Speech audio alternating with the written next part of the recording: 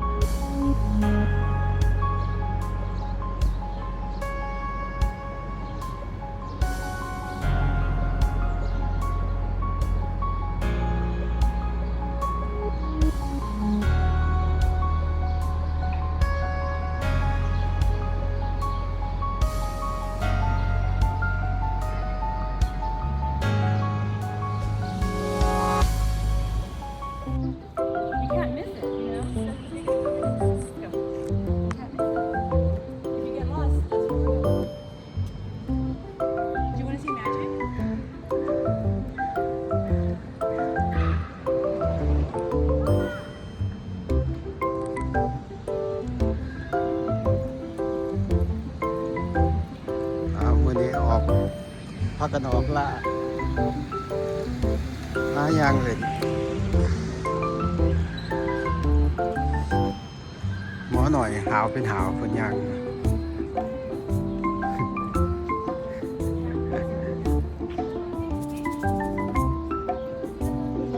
พาเพิ่นมาเล่น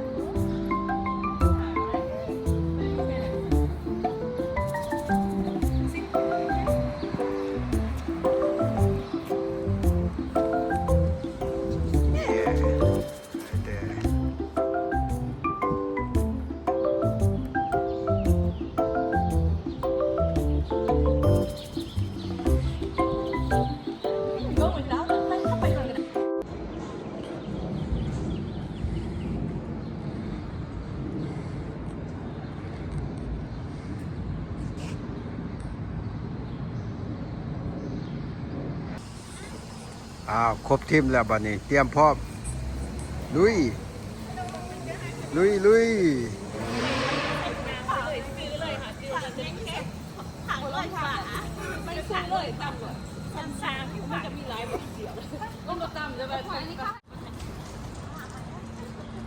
ไป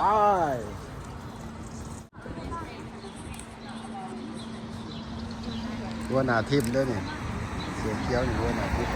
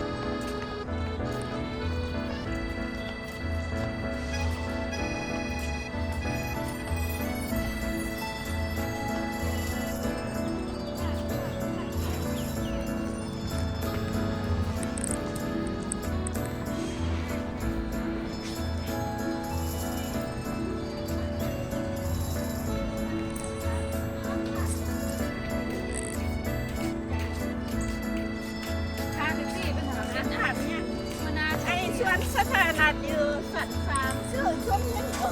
อยู่เซนต์แฟรนซิสโกเด้อมันมีมาเที่ยวพี่น้องโอ้ยเดี๋ยวมาในส เบิ่ วน งวง เด้ นึง อ อันนี้กำลังถือผ้าตัวใหญ่ตัวนี้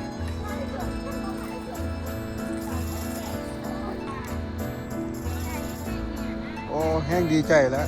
มาเจอตัวนี้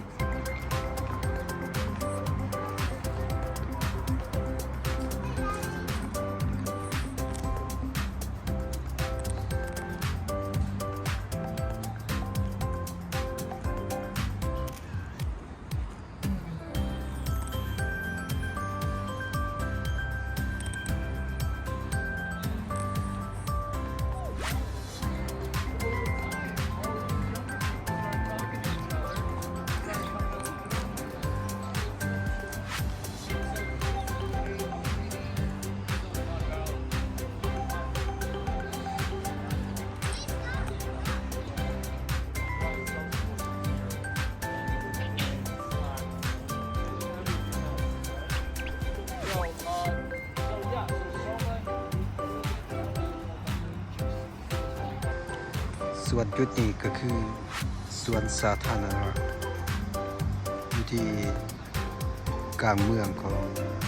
เมืองซานฟรานซิสโกเบิ่งไปข้างนอกนี่มันคือบ่มีหยังคือว่าเป็นน้อยๆอยู่แต่ว่าเข้ามาเนี่ยมันใหญ่เราจะย่างอ้อมไปแถวนี้กวางนี่จุดนี้ไปแต่มันจะอ้อมพวกอาคารตัวนี้พวกตึกซุ่มนี่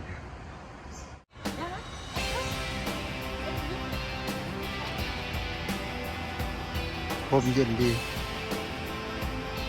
มันมีพรมต้นไม้หลายตั้งนี้ก็อีกจุดเฮานั่งเวลา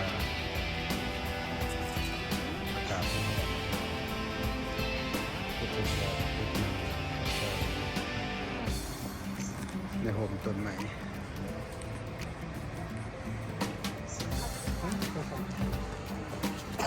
สปากันยางอ้อม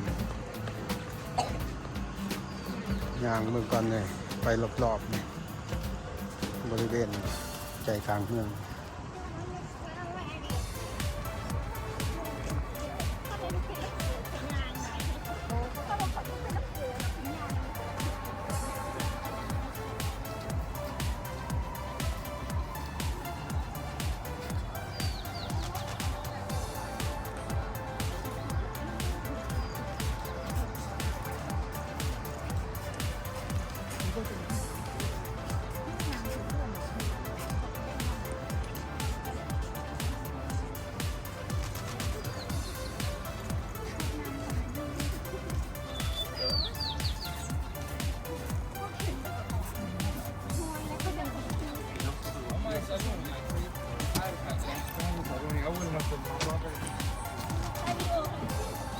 มีแต่โฮมเย็นเท่านี้เนี่ยสะดวกสบายแล้วมานั่งพักผ่อนอยู่น้ำกล่องต้นไม้หายางเมื่อยแล้ว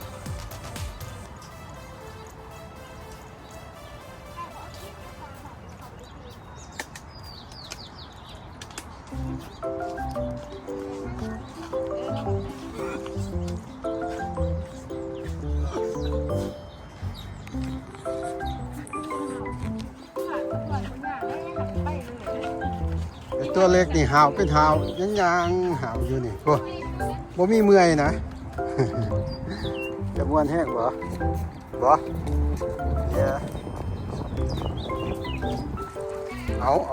แลนอีกเอาต่ำเขาเลย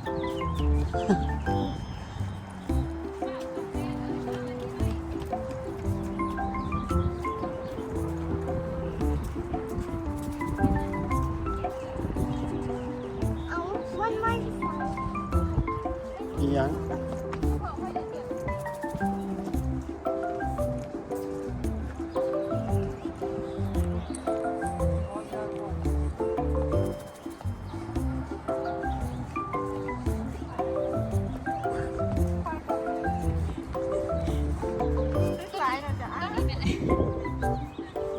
ตึกเนี่ยเป็นตึกสูงกว่าหมู่อยู่ในเมืองซานฟรานซิสโก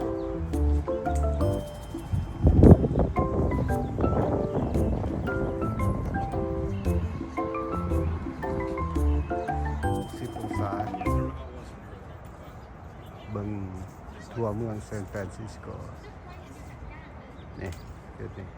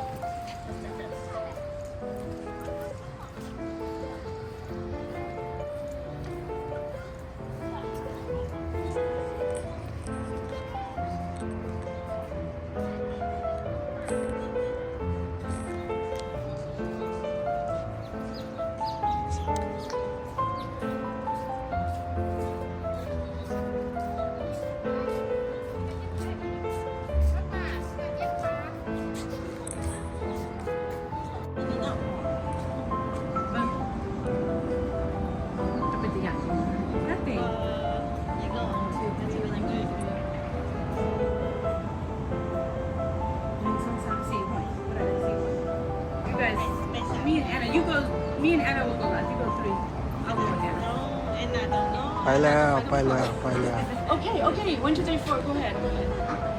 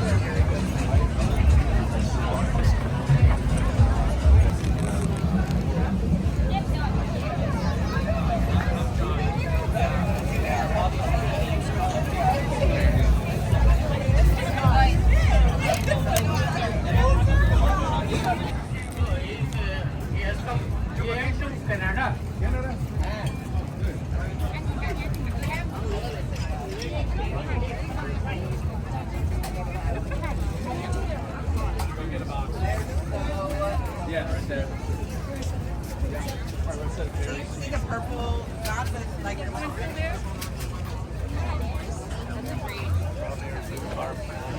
feel like normally when I'm like out of my comfortable zone.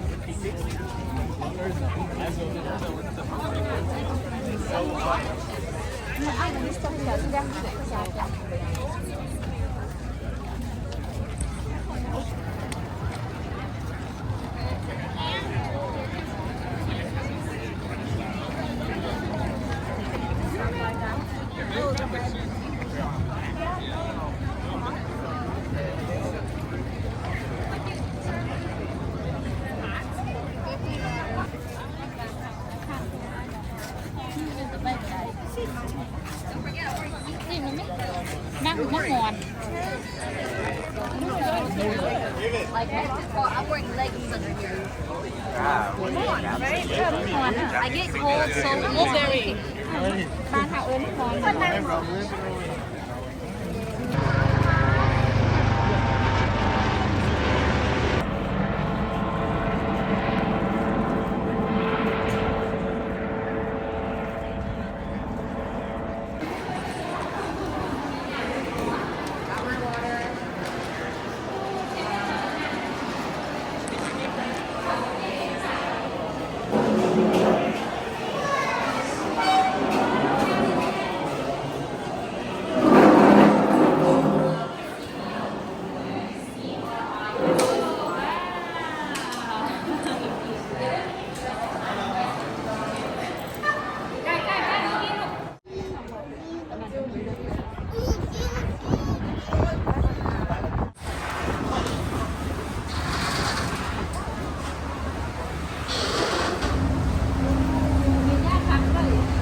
ไปเรือแล้วไปเที่ยวทะเลค่อยๆย่างเด้อค่อยๆ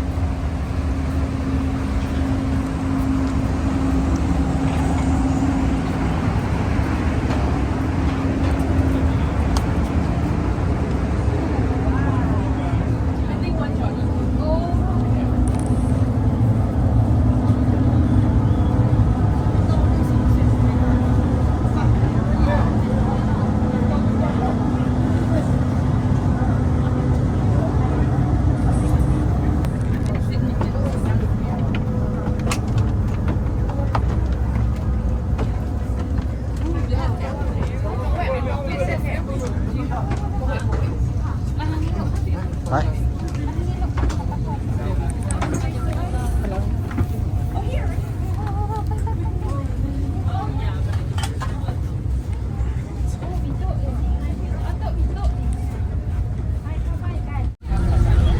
ตอนนี้กำลังออกไป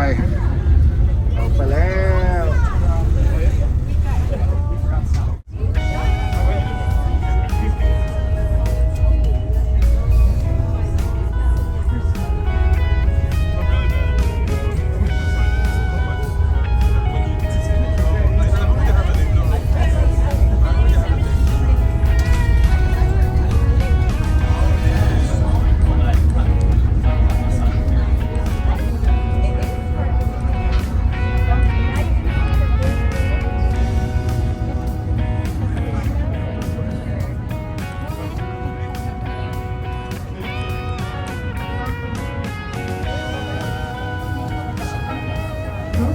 requires all passengers to know the locations of life jackets and muster stations on board. There is a safety station located on each deck of the vessel that shows the location of safety equipment, muster stations, and emergency exits on board the vessel. Safety signs posted throughout the vessel illustrate proper use of life jackets. In the unlikely event of an emergency, the vessel will avert directly.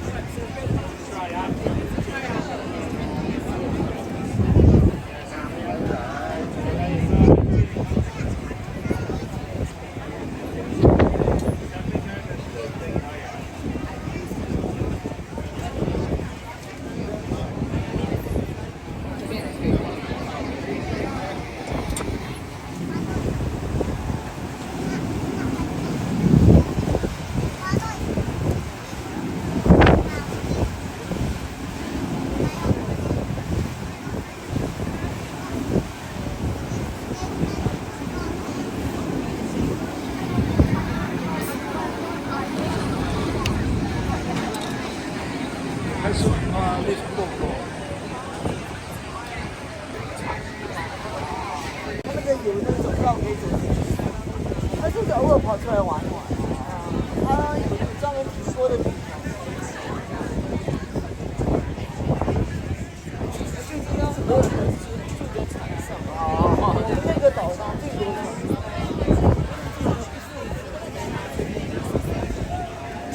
它这个船的岸边有停车的地方，还有洗衣房，甚至洗澡就可以在外面洗。然后船上就专门有整套设施，如果你在船上洗澡。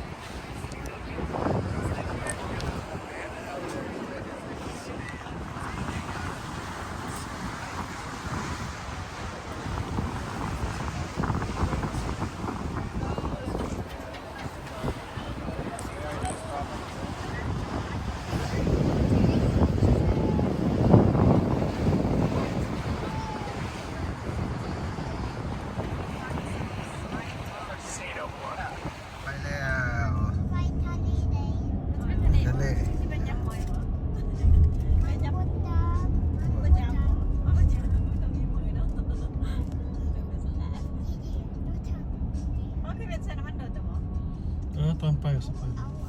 ขับรถเจี๊ยบคือสปอร์ตลูกสาว รถติบ่มีคนขับเด้อรถนี้ ใช่ยานะ ของแท้ ลูกเจี๊ยบว่าเดี๋ยว ไปหาเอาคนเอง เสียตายแล้วไม่ยอมไปยังขึ้นใส่ปากของไม่ยอมยายไปแล้วไม่ได้ปากไม่ได้ตีไม่ได้ตีเขาส่งขอทุ่งหาบอกกันเลยว่าส่งเอา ไปแล้ว ตายแล้วเสียเลย แซมกับอะไร เอาหยาดเติมหยาดน้ำมันหลูกยาวคน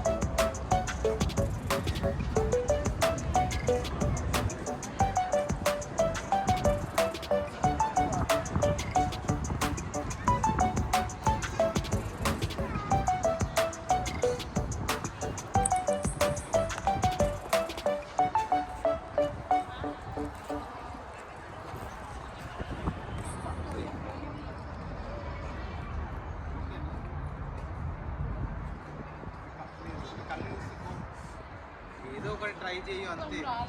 చాలు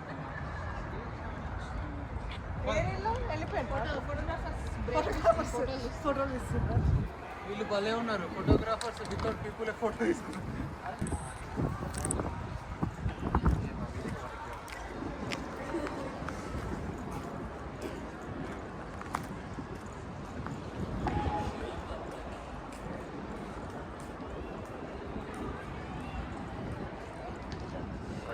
They're all ducking through. Like them. Like an area with your light. Come over here. Come over here. Okay. One over here. Right here. Light and airy.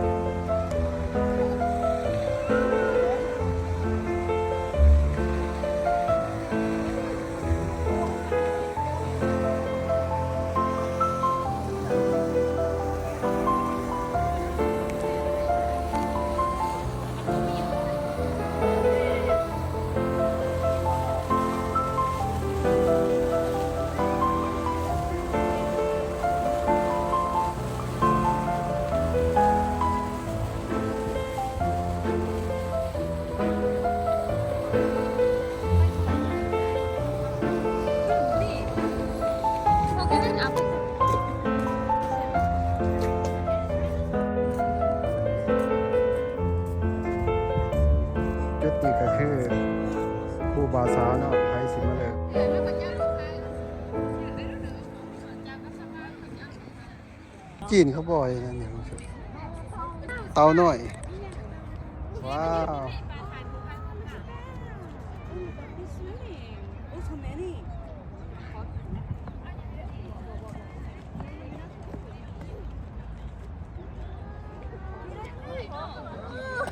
เตาบอกได้หลายเลยนี่เตามันหิว